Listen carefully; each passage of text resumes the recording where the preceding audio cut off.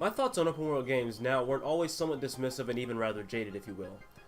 Pretty much up until I was 14, I had found the genre to be somewhat superior to the more linear format that we see in so many games. 14 was the age where I started to become less interested in the format, notably after playing two rather similar games: The Legend of Zelda: A Link Between Worlds and A Link to the Past. On my first few playthroughs, A Link Between Worlds was a blast. And I would still say that to this day, it's a very enjoyable game, despite it not being very impressive from a creativity standpoint. A few months after several playthroughs, I decided to give A Link to the Past a spin for the sake of understanding the reference material that A Link Between Worlds had heavily borrowed from. After just one solid playthrough, I decided that A Link to the Past, in almost every way, is vastly superior to A Link Between Worlds.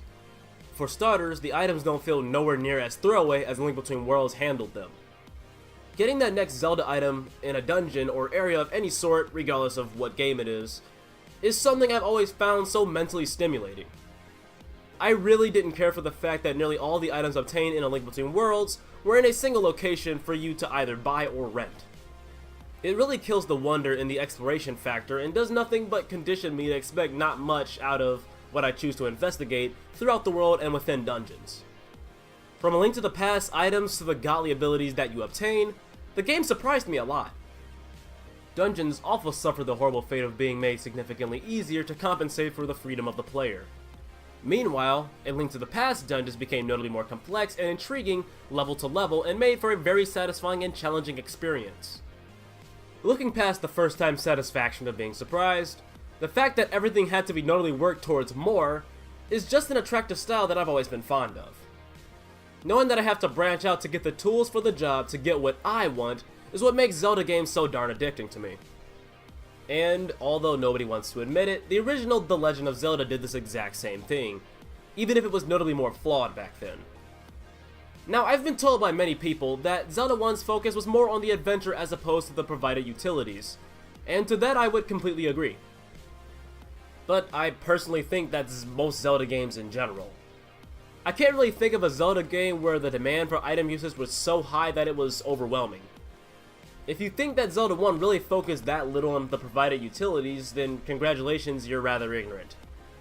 Walkthrough or not, Zelda 1 has a notable amount of moments that straight up block you out unless you have the required item. Want to kill a Goma?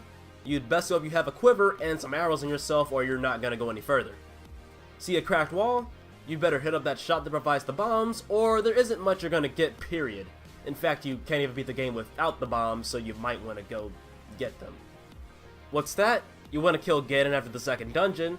Well, that's too bad, because you need to construct the pieces of the Triforce of Wisdom in the remaining levels 3 to 8, and even then, you'd better be sure to get your hands on the silver arrows in Ganon's lair, or you won't be able to finish off the big wizard pig himself. I could go on, but you get the point. Utilities have always played a notable role in the Zelda franchise, open world or not. And just like A Link to the Past, Zelda 1 requires that you actually seek the items you need to take advantage of the world's potential.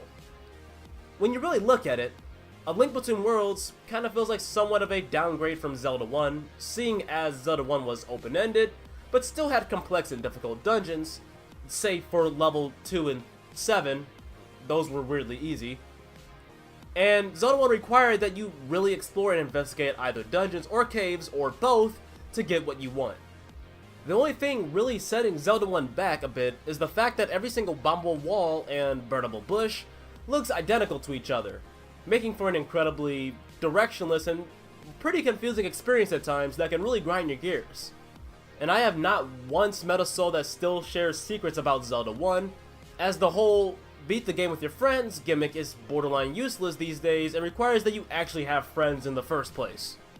Frankly, unless you're a really hardcore NES fan that absolutely refuses to use any online references whatsoever, I'd just use a guide with Zelda 1. I actually had a ton of fun playing the game that way. So let's talk about that game that has forever cursed my channel, at least until I find something else to vent on. Breath of the Wild. Look, if you want my full thoughts on that game, I have 2 videos that cover that already, but I'll just give you guys a briefer version to keep myself from knocking this game for the rest of the video. I think the game, if anything, emphasized on what A Link Between Worlds did wrong, for the most part. Although I do love how the runes were introduced to the player, the game just suffers from being way too redundant with nearly all of its content. You've got the new food system, which I have nothing against in and of itself, but it's some of the most laughably unbalanced nonsense that I've ever seen in a Zelda game. The bomb arrows, which could have made a bigger mess than Calamity Ganon, the unbalanced armor system, the vast majority of amiibo rewards, which does nothing but satisfy those who are hellbent on role-playing, vastly superior strategies that make other options a waste of time, and the combat, which goes from being pretty difficult to hilariously easy in roughly 40 to 50 hours. I simply cannot grasp the idea that so many people are just okay with this. So many factors in this game just cancel each other out on so many levels, and people can look each other in the eye and say that this is Zelda at its finest. I don't have a problem with people liking this game, I like it myself, but the lack of people addressing these problems is really worrisome to say the least. And for the last issue I mentioned, the combat, I've already been told that Master Mode makes up for the difficulty of the base game, and I've got to tell you, it really doesn't. Better loot is a lot easier to access because of those loot platforms that they introduced, and as long as you can take out all the enemies that have a range advantage over you, it's not hard to focus on one enemy and beat the life out of them while ignoring other enemies by exploiting the flurry rush. God forbid you use any of the electric weapons to snag the best of the best items in Master Mode, and have any of the amiibo to gain materials and weapons faster. Look, I already know that someone out there is saying that the amiibo content is hard to obtain due to the pricey and rare figurines. No, it's not. You can get every single NFC card that grants you access to all amiibo content for like 30 bucks. It's not my problem if you're broke, dude. So getting back to the main topic of this video, my main gripe with a lot of modern open world games is that too much of the content provided is either so redundant that I lose the drive to investigate the world, or the way the world is introduced is just far too overwhelming and confusing and I end up getting frustrated. Let's talk about the latter. A game like A Link Between Worlds or Breath of the Wild aren't really confusing or frustrating to navigate. Zelda games are actually really good about having distinguished locations that doesn't make you feel like you're going nowhere in the world. If you ask me, aesthetic communication is vital in a broader game. After all, open world games are nothing more than a game with an incredibly wide variety of options, and the player should feel like they at least have somewhat of an idea as to what they're getting themselves into. The Elder Scrolls V Skyrim does exactly none of that. Everything just looks so samey in that game, and I can't stand that. Even though I constantly look at the map to understand where I'm headed, I have asked myself far too many times if investigating or prepping myself for the current area is actually worth my time or not. It results in the game feeling like it's 99% guesswork, and it's just confusing. To a certain degree, I can remember where I'm at and where I need to go when playing a game like Breath of the Wild, because, like all Zelda games, its locations have iconic aesthetics and structures that give them an identity. I can guarantee you that by the time I'm done with Skyrim that I will remember next to nothing as to where anything is, and the priorities within them. There's also the fact that Skyrim doesn't really provide the player with any ambition. From what I've experienced anyway, not much is really encouraged aesthetically, texturally, or even verbally to the player to invest themselves within other areas and the contents within them, giving the game this kind of lost feeling to it. A lot of benefits I've gotten have surprised me, but in more of an, okay fashion, as opposed to a wow or cool kind of experience. To put it short, the vague aspect of Skyrim's presentation makes it difficult to feel like you've actually earned something. This isn't to say that any of the games I've ranted about in this video are bad. In fact, they're all decent games, just decent games with a decent amount of issues to boot. But this also doesn't mean that I haven't played any open world games that have excelled greatly, or at least get closer to what I personally think would be the best format for an open world game. Borderlands 2 is a game I feel gets the idea a lot better. Aesthetically and structurally, every single place is easily identifiable. Most places have somewhere you can start and build off of, usually by doing side quests that grant you access to notably better loot and new areas. And this only gets better with the various DLC. The fact that each character is also very unique and offers their own playstyles that the player may choose to tackle any way they choose really helps as well. And although you will encounter several redundant items, as the Borderlands franchise is quite RNG heavy, you'll usually encounter items that stand out from your current selection of equipment. Throw in unique and legendary items and you're bound to have plenty of satisfying moments, even if the randomness results in the overall experience being a bit out of the player's hands at times. The Legend of Zelda: The Wind Waker is another good example. Although it can be a bit disappointing at times, knowing that I need to explore dungeons to get the most out of the content within the wide selection of islands makes completing an island really satisfying, knowing that you've retrieved the equipment you needed to get the job done. And although I am sure that some people will hate me for saying this, Tom Clancy's Ghost Recon Wildlands is another game I consider to be a better example of an open world title. Although the aesthetic identity could definitely use some work, knowing that there's several places out there that contain the necessities to upgrading my equipment and tactical potency gives me enough of a drive to keep playing the game. Every town and enemy base doesn't feel the same. The structures throughout each one are rather unique, and although some assets are reused here and there, the way each base and town is put together makes them stand out from each other. My biggest gripes with this game are, again, the aesthetic identity that could really use some work, as almost every town and base uses the same mesh of colors and themes, which just isn't as interesting to see, and I feel that some bases and towns could really benefit from having a greater focus on the whereabouts in their area. Getting back to the positives, you just have the simple things in this game that really help.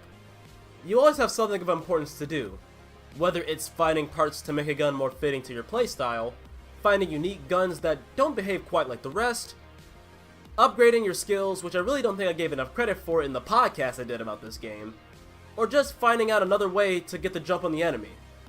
This game, for as serious as it takes itself, seems to have a greater focus on just upfront fun. It's strange because it seems like Ubisoft has actually been on somewhat of a roll when it comes to open world games recently, with Far Cry 5's reception being rather strong, although I heard that the co-op and the story were an utter nightmare, because, you know, it's Ubisoft, so leave it to them to get at least one aspect completely wrong. I'm not going to go too deep into Far Cry 5's situation, seeing as the only Far Cry game that I've played is Blood Dragon, which desperately needs a sequel, might I add. But I digress. I suppose what I really want from a lot of devs tackling the open world genre is to stop making some aspects really redundant and stop playing it safe all the time with compensatory design choices to keep the experience, or at least part of it, in this constant early game state. Zelda 1's items have meaning and purpose, and the game does not care where you are at any point. Difficult areas are still difficult. Borderlands 2's content gives you a good reason to keep looking for new equipment, and just gets harder as you push on.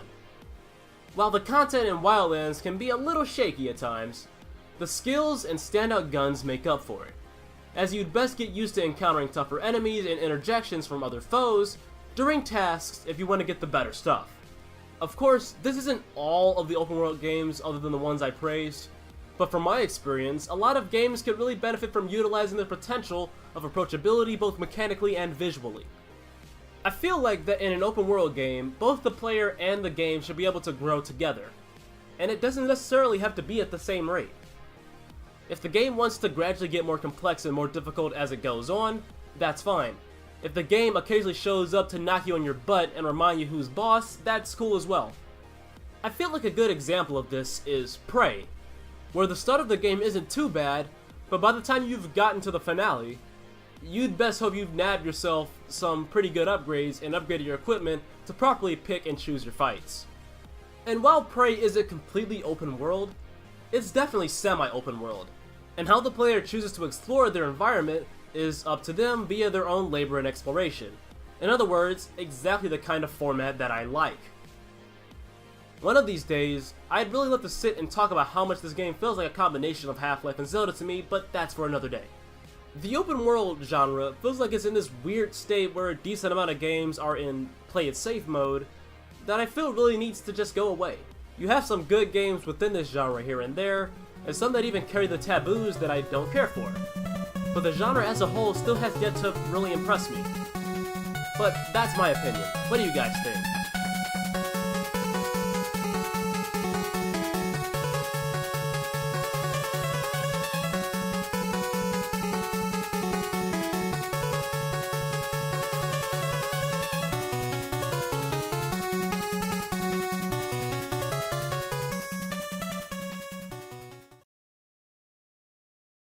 When you really look at it, A Link Between Worlds kind of feels like a downgraded Zelda 1, seeing as Zelda 1 was open-ended but still had complex and difficult dungeons, It's safe for Zelda 2 and 7. Or, what? Zelda 2 and... What? You've got the nude food system. Okay.